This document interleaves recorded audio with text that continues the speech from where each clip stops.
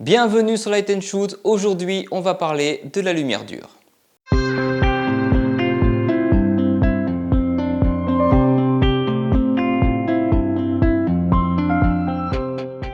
La lumière dure souffre souvent d'une très mauvaise réputation. On entend souvent dire qu'il ne faut jamais shooter en plein soleil car la lumière est trop dure et que cela crée des ombres inesthétiques. En effet, la lumière dure va créer une transition brutale entre les hautes lumières et les basses lumières, ce qui va rendre les ombres très denses. Mais faut-il l'éviter pour autant? Évidemment que non. La lumière dure est un outil créatif que j'apprécie particulièrement. C'est très utilisé par exemple en photo de mode. Voyons ensemble comment cela fonctionne. Voyons avant tout comment obtenir de la lumière dure. Il y a 3 choses à comprendre. Placée au même endroit par rapport au modèle, plus la source de lumière sera grande, plus la lumière sera douce. Plus la source de lumière sera petite, plus la lumière sera dure. À 1 mètre du modèle par exemple, une octo de 120 cm sera plus douce qu'une octo de 60 cm. Plus la source de lumière est proche du modèle, plus la lumière sera douce. Plus la source est éloignée, plus la lumière sera dure. Donc avec le même modeleur, on peut avoir un rendu plus doux en le rapprochant du modèle et plus dur en l'éloignant.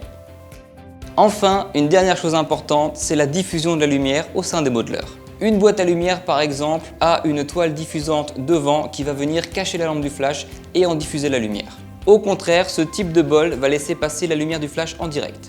Un bol de ce type étant de petite taille et laissant passer la lumière du flash directement, va donc produire une lumière très dure. On va donc commencer par une photo qui représente parfaitement ce à quoi les gens pensent lorsque l'on parle de lumière dure. Soyons clairs, j'adore cette photo et ce type d'éclairage. Les ombres denses ici apportent du volume et du caractère à ma photo.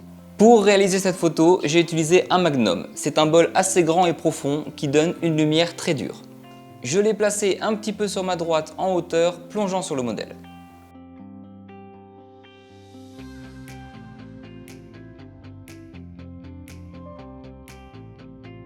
La lumière dure rend donc les ombres très franches et très denses. Mais ce qui crée les ombres, ce n'est pas la qualité de la lumière, mais son placement.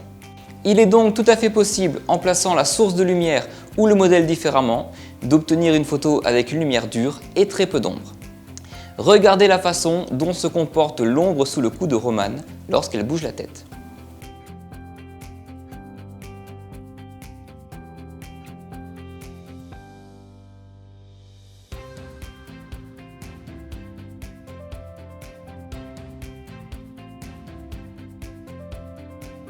Lumière dure ne veut donc pas forcément dire qu'on aura une photo avec beaucoup d'ombre, car c'est le placement de la source qui va créer les zones d'ombre.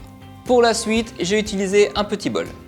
J'ai placé ma source un petit peu sur ma droite en hauteur plongeant sur Eva et je lui ai demandé de mettre son visage en direction du flash.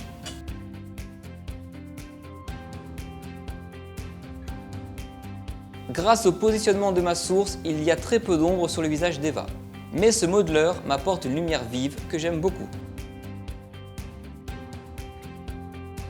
Enfin, je me permets une dernière petite remarque tant qu'on est avec ce petit bol.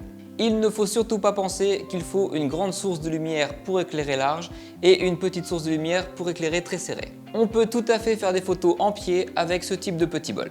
La règle est très simple à comprendre. Plus on va éloigner la source du modèle, plus la surface couverte par la lumière sera large.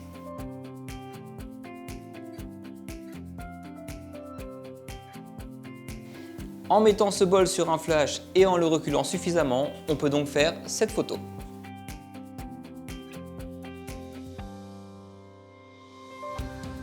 Et celle-ci.